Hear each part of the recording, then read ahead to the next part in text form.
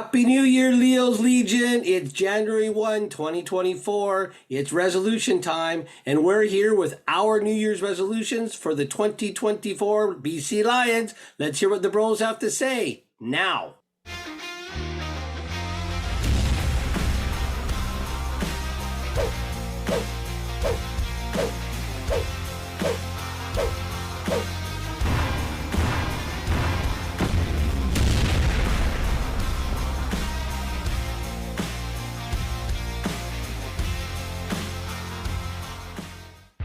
Hey Leo's Legion, your 3 down bros here for 2024. Greg, Arthur, and Roland with our New Year's resolutions for the Grey Cup year here in Vancouver. Let's hear what they've got to say, starting with Arthur. So my New Year's resolutions for the BC Lions is to better handle adversity. The Lions in the 2023 year, a lot of the times were a front-running team. They built a big lead because of their great quarterback and great receivers, very good defense, and then they built a lead and then they coasted. Primarily, a lot of the games, some of them got tight, but they coasted. The games that they got down early, they started to take undisciplined penalties. They started to go offside. They started to cheat. Vernon started to go deep and try to force passes. This team needs to be able to dial it in, not give up so early, and hang around and take a page from the Blue Bombers. When they're down, they still stay with it. They don't like take unnecessarily big risks. They stay consistent. So that is my resolution for the Lions for this year. Roland, what do you think of my resolution for the team? I think that's bang on. I think, throughout the season, we talked about having that hunger, that killer instinct to finish the game, right? And I think that's bang on what you said. Sometimes I think we're just too nice. We're too nice of a team. We got to have a little bit of grit and that killer instinct. And so yeah, you hit it bang on. 100% agree. What do you think, Greg? Well, I can't disagree with anything you said, Arthur. There were far too many episodes where we talked about the wheels coming off. Again, if you want to be a championship team and start that championship pedigree, legacy, whatever you want to call it, you've got to stay the course. Stick with the game plan. Don't force anything. You've always said, Arthur, hey, it's the CFL. It's right down to the wire. If you can keep it within a score or two, you've always got a chance. But I don't know. I've often thought sometimes talent doesn't equate to demeanor, and the demeanor sometimes reared its ugly head of lack of such. Maybe because the players are young, maybe because the team is young, but we've got enough guys on this team that I think that adversity should just say, hey dudes, let's calm it down. Let's focus, as you said, Arthur, dial it in, stay the course, and don't start everybody trying to do their own thing, forcing things, because that's when mistakes happen, and then it just starts to snowball from there. Yeah. I think you hit on another thing is that it's the players are young, because I think what Winnipeg has for the longest time is that belief, right? And we mentioned that they're down, they're behind, but they believe, they know that they can catch up and win the game still. And it's that quiet, still confidence, that determination that is what we see that makes them a great team. That's something that we need to build and develop as a team. Yeah, I agree. When things are down, Winnipeg's able to take it up that another notch and just inflict their game plan upon, to get back on track and to just claw their way back. We've seen that a couple too many times under that very dome that's behind me. That last Friday night game, we thought we had it, and Winnipeg just stayed the course. They didn't do anything goofy. They didn't do anything crazy. They just kept coming. Yeah, what do you guys think? I mean, this is kind of an offshoot. When especially with the offense, when they're down, VA will start to throw the ball and force it into coverage. And sometimes, what do you think of a gunslinging quarterback who's going to throw the ball downfield when you're down? And it's high risk, high reward, right? Yeah. He'll have massive interception, high amount of interception games. What do you guys think about a quarterback like that versus someone a little bit more conservative? I mean, I like taking chances, right? I like the aggressiveness, but it needs to be balanced with something that I'm going to talk about when we get to my resolution. Foreshadowing. No spoilers here. But I like that confidence. I like that confidence. Not playing a safe game, saying the game is for us to win, right? It's not okay. We're gonna prevent ourselves from losing. No, we're gonna grab the game and we're gonna win it, right? I like that attitude. Yeah. I'm gonna take the politician approach and go right down the middle. I love the gunslinger, the risk, because again, go grab the win. But at the same time, I've always been a believer, and I mean, I'm not saying I'm a professional coach, but everywhere I've coached on the defensive side of the ball is take the other team's will to win away. And so if you've got that gunslinger throwing the ball down, the risk, and that other team picks it off, they get the momentum back right away. But if you've got that gunslinger that can instill that fear into that other defense, and he's going to go down deep downfield, but then he does the little dink and dunk, the medium-sized passes, the way Montreal basically neutralized Winnipeg's pass rush in the Grey Cup. Then that's just a long, sustained drive, which needs to be balanced, I understand, but I'm talking a balance between the deep ball and the medium ball, because then now you're tiring out that defense. You're making them just, oh my gosh, he's not going deep. Then you start to wonder, and then the longer that defense stays on, the less they're going to have in their belief to get that momentum back. Yeah. I mean, it needs to be done in a smart way, right? You don't force it. So if it's there, you take it, right? If it's there, you take it. Or if there's a more than 50% chance that we're going to land with the ball, and if we don't, the defense is not going to get it anyway, then I say, yeah, take the chance. But don't throw 50-50s just because then that's not a smart play. Because we've said all season, we've got playmakers once they get the ball in their hands. Well, if you get it into them deep, medium, short, whatever, let them do what they got to do to make some yardage.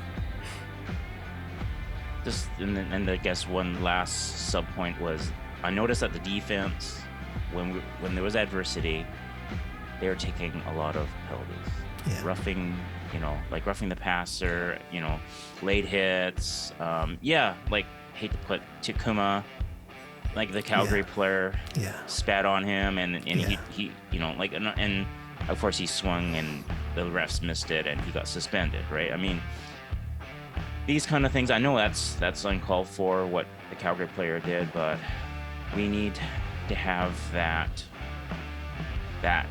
I guess we just have to have everything dialed in. And I just feel that sometimes when BC's not winning, they're getting kind of beat up in the trenches. Things just are not. I'm not confident. I just lose like, they're gonna do something. Something's gonna snap. Like they're gonna do something bad. And I don't know. What do you guys think about that? Yeah. It's something that we touched on too, right? I think it's a leadership, it's a leadership development, right? Especially among the players. So I think two things: coaches need to provide leadership there, but also a few players need to rise up and be leaders, and basically pull these guys aside, let them know, hey, they did something dirty to you. The payback's on the next play, right? Next Take play, a number, right? Yeah, hit them hard. Strip the ball, whatever, right? But the payback is between the whistles, not outside the whistles. And it takes discipline, but to develop that discipline, you got to have leaders that are watching out for this and mentoring these younger guys. Right? Absolutely, that's exactly what I was going to say. When you tell them to take the guy aside, cool him down, and that's always where you get him back. Like whatever sport it is, payback is best on the next play. Payback is best on the scoreboard, right? To him as a rush in, bowl the guy over, run him over, because now you've got that extra little bit of fuel. He's thinking he got the best of you, so he's not going to be as intense because he just spit on you. He's thinking, and you can get him. And again, within the whistle, within the lines. And, costing your team, I mean, those are really costly because you cost your team at that point, you cost your team for the rest of the game, and then you cost your team the next game. You got to be smarter, got to be cooler. Yeah. All right, I think now it's Bro Roland's turn for a resolution. All right, thanks. So my resolution for the team is to commit to the running play. Yeah, we've got star receivers. We've got a great quarterback. I mean, we were proven wrong. We had our doubts at the beginning of the year, but we were proven quickly wrong that number 3 is more than adequate, to fill the shoes, and we've got lots of great receivers. So we have a strong passing play, but that's not enough. You got to balance that with a decent. It doesn't have to be a dominant running play. If it's dominant, great, but as long as it's a decent rushing play, then they're not going to key in on the pass because they know that they can get burned. So that's my resolution. We gotta tweak. Were we a championship contender last year? Possibly. Had we had a decent running game, I think we could have done a lot better in the final standings. So that's my resolution for 2024. So I'm bringing the guys back in, and we can start bantering. But I want to show a little bit of just to back up what I'm saying. Okay, so this here are the stats from TSN. This is should be the regular season stats. If you look at the rushing yards, okay, we're 1, 2, 3, 4, 5, 6, 7, 8, 9. Ninth place, 773 yards. Out of how many teams do we have? 9. Yeah, last place. Last place in terms of rushing. That tells us there's no commitment to the running game. That's the total yards, right? Okay, when I look at yards per game, so maybe we're a little bit better on the yards per game, right? We're 1, 2, 3, 4, 5. See, there's 5, 6 here. Edmonton 7. Actually, we're not. We're pretty bad. We're worse. We're worse. Okay. What was it? 1, 2, 3, 4, 5, 6, 7, 8, 9. We're 10th. 10th on the yards per game. So there's a quarterback further ahead of us. Yeah, but he's 55.2 yards per game. What's the top? The top was 85.2. 85.2. So that's yards per game. Yeah, average. One more stat is carries.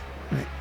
Carries. Number 1 had 260 carries. We're 1, 2, 3, 4, 5, 6, 7. We're number 7 at 157 carries. 2/3. Yeah, I mean, this is our top running back, so maybe we have a few more plays. Actually, I don't see anyone else from BC. There's Shivers and. Okay, Adams has 16. Wow. Oh no, sorry, not 16. Adams had 48 carries. And how many of those are running for his life carries? Yeah. Sorry. So anyway, those are the stats that kind of backs it up. So let's bring everyone back in. What do you guys think? Is that a good resolution? Greg, we'll start with you. Absolutely. We talk about balance again. The running play, the running game lengthens the drive. The running game punishes players physically. The running game kind of takes it demoralizes you a little bit because you just got smashed in the mouth. I mean, how many times does Winnipeg inflict their will upon another team by a big bully offensive line pushing you around, and then the big bully of a running back coming right up behind, right? And it takes its toll when your secondary's got to keep continually making that tackle. Mm-hmm. And it keeps the other team guessing. Are they going to throw? Because they've got a gunslinger. Oh, crap. They've got a pretty decent running game now, too. Yeah. What are they going to do? And you stay on the field a little bit longer against some of the decent quarterbacks in this league. That's a great defense, too. Long, sustained drive, finish it off with some points, beat up the defense. So, absolutely, committing to the running game, heck of a resolution. Needs to be done. Wonderful. Arthur, what do you think? 100%. Yeah, we definitely need to mix things up. Opposing D-lines are just pinning back their ears and going after our quarterbacks. They're blitzing. They're jumping the short routes. It's very tough for our quarterbacks, Roland Adams, to evade. If they're sending like 5-6 guys, it's hard, and he's getting beat up. He got banged up for 3-4 games. Yeah. And if they can run, and then it just gives the defense a pause. That okay, maybe they're not passing all the time. Maybe there's going to be a run, and that will help, I think, quite a bit, 100%. And that's all we can. Yeah, we can. I mean, it's amazing what Adams was able to do without without a decent running game. But imagine what would have been had we had a decent running game. And I think, 2024, if we do that, it'll be it'll be so. Okay, question to you guys. In order to have a decent running game, is it just a commitment to having more running plays, or do we need to have a change in personnel? Oh, now we're getting on the Christmas wish list. We should have done this episode a while back. Arthur? Oh, I mean, well, for sure. I mean, if you just say you brought in Oliveira and our team, I don't think he would replicate what he did with Winnipeg, right? So we need, in order to have a committing to the run, we need to improve the middle of our offensive line, and we need ideally to have a better running back. We can do a bit more things. Maybe catch out of the backfield, block on the blitzes more effectively, and of course, more importantly, run the ball. Yeah. Like maybe some hard yards up in the middle, and then maybe have that that break, that escapability when he gets into the outside, or it gets to the second or third layer. But that's like a massive wish list. Yeah. Greg, what do you think? I concur. Again, that was on my Santa list this Christmas, is a nice big running back that was heavy but quick. And I know they're out there. We had one. Again, and the plays, it's football. The running plays are the same no matter what team they're on. It's just like Roland said, you got to commit to it, and you got to have the players that can execute their part in that play. And maybe we didn't have the players that were physically able. And when my resolution comes to talk about, I don't think we had enough players that were emotionally able, just like what Arthur said. Yeah. Because, and you again, football, they say, is the ultimate team game. You need everybody committing to each and every play, and sometimes, unfortunately, that may be personnel. The coaches spend all that time scheming, but they can only scheme with what they got to work with. Yeah, absolutely right. It's a whole team effort, from the coaches making the play calls, calling the running plays, more than what they did this year, so that it's not predictable. To O-line, really stepping it up and making those blocks. To the running backs, hitting the holes and going downfield and not dancing around. To the receivers, blocking the linebackers and the DBs, right? So the whole team has to be committed to it. So many times the running back gets blamed for not having a running play, but it's the whole team that needs to be committed. So that's if we see that in this year's BC Lions, and we retain our ability to pass the ball, I think the Grey Cup is within reach for us this year. Mr. Dolman deserves a Grey Cup here. That's another episode. Yeah. It's going to be in the stadium. Hopefully, BC's playing in the game. Yeah. Exactly. Yeah. He deserves to put one on his shelf, definitely. So that's my resolution. I guess, Greg, you're up next. Well, to go with what my wonderful brethren in Roland and Arthur said, handling adversity and committing to the running game, my New Year's resolution for this Lions team is they need to get meaner. And by meaner, I mean in the trenches, both on the offensive line and the defensive line. And when I say meaner, that means just that deep down resolve to, no matter what happens, if I got spit on, if I got run over, if I got knocked on my ass, whatever it is, come back that next play and let them know that you're there and punch them right back in the mouth. Commit to the running game is great, but you've got to be emotionally ready to push and bully that opposing player who's across from you to will him to where you are supposed to block him, so that running back can hit the hole when he's supposed to and how he's supposed to. And on the defensive side of the ball, you got to be meaner so you can stop a team that's got a decent running game, so you can inflict your defensive game plan upon them. Ryan Phillips said last year, we're going to be aggressive and we're going to be fast. There was a few too many times and a few too many games That aggressiveness and that speed wasn't there. And when things got down on the defense and they start forcing without being mean, that's when the wheels fall off. So this team has got to resolve to be a more aggressive, meaner, both sides of the ball. What do you guys think? Arthur, you go first. Oh yeah, boy, aggressive and mean. We want them to not be Mr. Nice Guys. And I'm sure they're not nice, and in between the sidelines, but yeah, I definitely agree, 100%. That they need an extra gear to really, I guess, and also stay disciplined, right? It's I guess it's hard. You want to be mean, but you want to be disciplined, and to But yeah, I agree 100%. Yeah, yeah. That meanness. You got to play right up to the line, right? Okay, so every now and then you're going to cross that line, you're going to draw a penalty. Every now and then you're going to cross that line, you're going to do something that maybe is uncalled for. But I'm okay with that. I'm okay with the players playing at their very edge, and maybe every now and then falling across the edge, but then the other teammates will pull them back. Hey, we like what you did, but that was a little bit too much.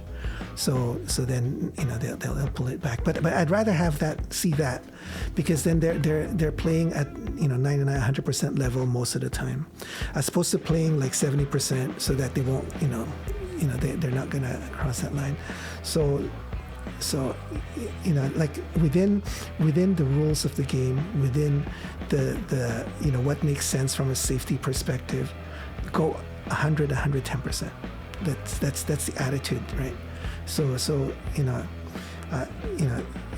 when the whistle blows, yeah, you wanna smile, you wanna laugh, you wanna joke, that's fine. But during in between the whistles, you've got one job, and that's to beat your opponent, to make the play.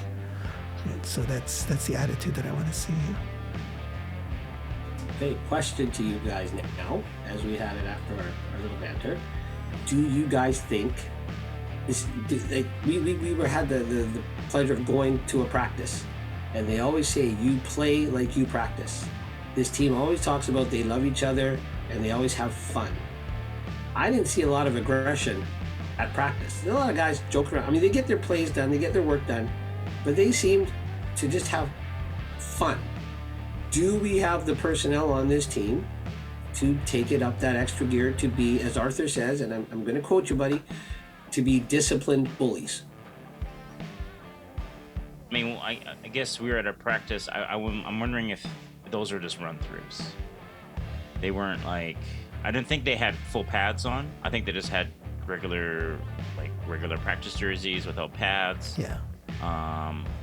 And I think of course they had helmets, but that's it.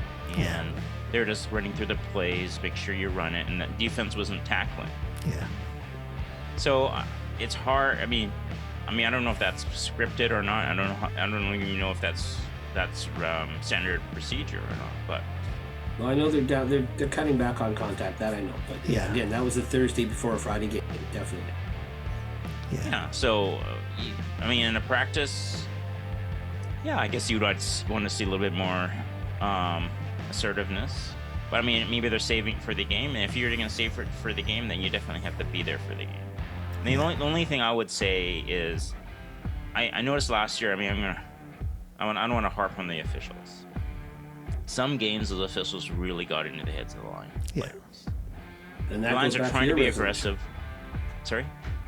That goes back to your resolution, being able to handle that adversity. Absolutely. Yeah. So they got into the heads. Those penalties were called, and then it just what? I mean, I'm being held. If I'm a Russian, I'm being held.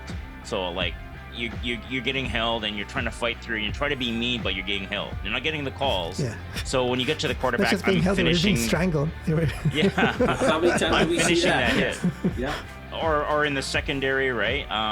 You see their DB do something similar to our receivers, but you do the same, and you get flagged, right? So yeah, I get it. It's I agree 100%. I mean,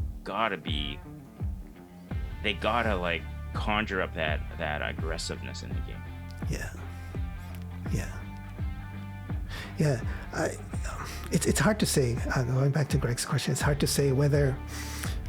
We haven't been to a lot of practices, right? So we were at that one practice. On the flip side, there's something to say about a team having fun. You see teams that are winning. When you look at the bench, they're all having fun. They're enjoying the game. They're having fun, right? So it'd be interesting to see how Winnipeg and Toronto practices go as well. Are they like laser focused and giving 100%, or are they also having fun? I don't know. I don't know whether having fun in a practice equates to not being aggressive on the field. So that's one point. To Arthur's point, it's tougher to overcome unbalanced officiating. If the guy in front of you spits at you, you can overcome that. Okay, I'm gonna hit you harder the next play, but you can't hit the referee. How do you? That's a lot harder to overcome from a discipline perspective. So that's another level of maturity that our team needs to achieve to overcome that. But it's possible. Winning teams do it, right? So. But do we have the personnel to have that meanness in the trenches on both sides of the ball? Because I know Arthur talked, we need to beef up the interior of the O-line to commit to the running game. But do we have the guys that can be disciplined bullies? I think they need an upgrade on both interior of the O-line and D-line.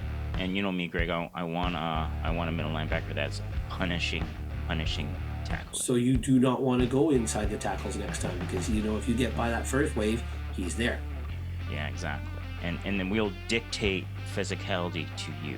Yeah. And we talked about it in our first few episodes of last year, how the defense was rallying from a defensive point of view to the ball carrier, and they were doing some big time hits, and they were gang tackling. The ball came loose, they would be there. There's strength in numbers. As the season went on, I think we saw less of it, and I'm not sure why. Maybe it was injuries, maybe it was the defense was on the field a bit too long because the offense wasn't as good after the third of the way or half of the way through the season. And they kind of hit a lull. So maybe the defense was on the field too long, and then they started to tinker with the scheme. I'm not sure. So we had the swagger. The defense had a swagger at the beginning. Remember saying they were the best defense in the league. They had that swagger, and I think that swagger translated to being fast and loose, and having that confidence to go leave your man and go make the gang tackle, right? So it's that belief, I think, that we need to develop too.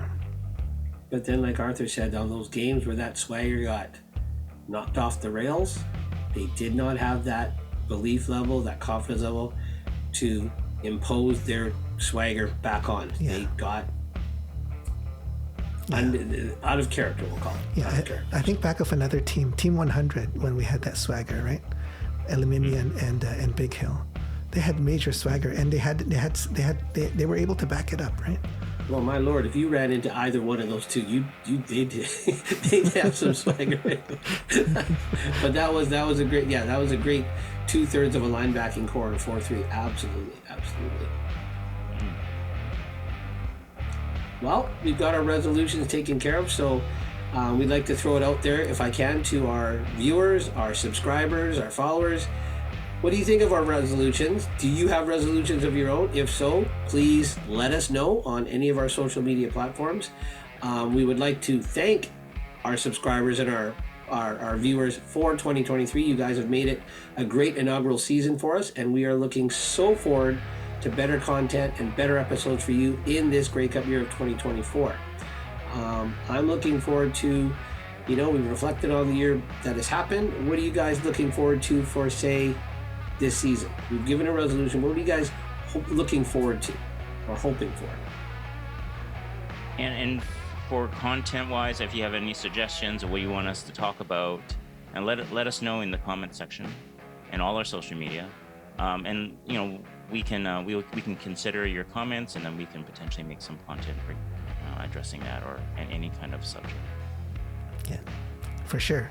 Thanks so much for watching us and supporting us. If you haven't subscribed yet, please subscribe. It really helps us a lot. We're almost at 100. We're at 79 subscribers now as of this recording. So once we get to 100, we'll be able to live stream. So please support us if you enjoy this. And like my bro said, let us know what you want us to talk about. We're in the off season right now. Season's going to be starting in a few more months. So we do have some flexibility to cover different things. And then once the season starts, we're excited to be covering each game again. So thanks for tuning in, and we'll see you again soon. Take care, guys. Yeah. Help make us the second edition of Team 100 2.0. Yes. 100 viewers, subscribers. All right. Take care. Happy New Year. Happy New Year. Happy New Year.